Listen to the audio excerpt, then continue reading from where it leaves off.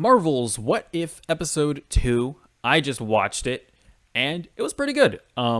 It's definitely better than the first episode. My biggest problem with the first episode being that it just kind of felt like the first Avenger again, but smushed down into 30 minutes. So it just felt really rushed. And it was like, okay, I've been there, I've done that.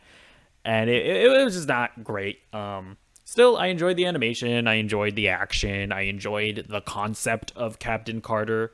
I just wish they actually took that concept and like made a different thing and not just, tread waters that we have treaded before.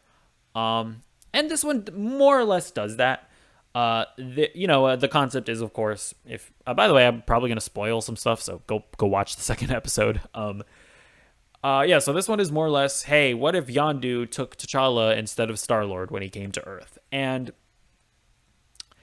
what we get is, it still does tread some familiar waters where, we've seen Star-Lord, confront Yondu or whatever and, throw it back in his face that he stole him from his planet. But I'm trying to remember, do we ever get a reveal that Yondu lied to Peter Quill? To Peter? I'm trying to remember. I don't think we do. I think that is new, more or less. Cause it's mentioned by Peter that he never goes back to Earth. So I do think that is a new element here. But we still get we get the familiar thing of where T'Challa has to realize that the Ravagers are his family, but there is also the twist here where T'Challa's family is also back in Wakanda. So it's different enough to the point that it's interesting. Like it's not just the same thing. And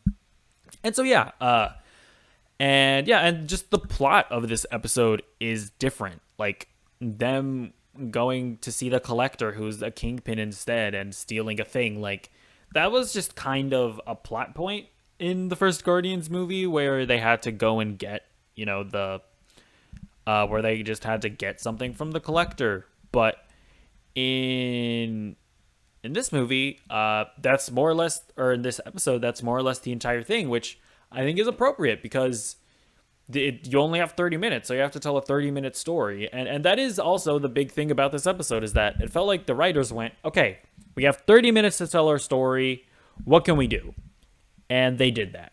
And I appreciate that because they still use our familiarity with the characters, like our familiarity with T'Challa and Yondu and, everybody else. Like it is kind of necessary to truly appreciate this episode, but it's not completely treading the same waters, which I appreciate. It's a nice balance that I appreciate the show for having.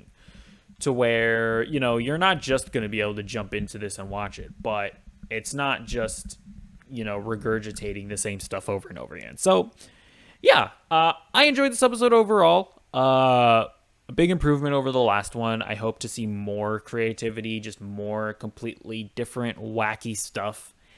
And, I'm going to be interesting to see where the show progresses from here. It's been advertised as like an anthology, but again, I go back to the trailer where you see Captain Carter talking to Doctor Strange. So I'm still of the opinion, I don't know what that was. I'm still of the opinion that this is more than just an anthology. There is going to be some kind of through line, some kind of overarching story. In the second episode, you don't really get a taste of that, but it'll be interesting to see where it goes from here.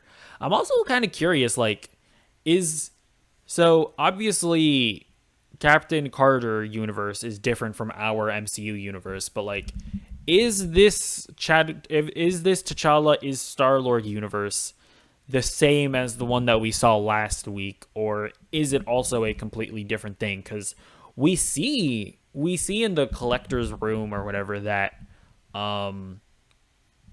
there is the Captain America shield and Thor's hammer. So are the Avengers not a thing in this T'Challa is Star-Lord universe?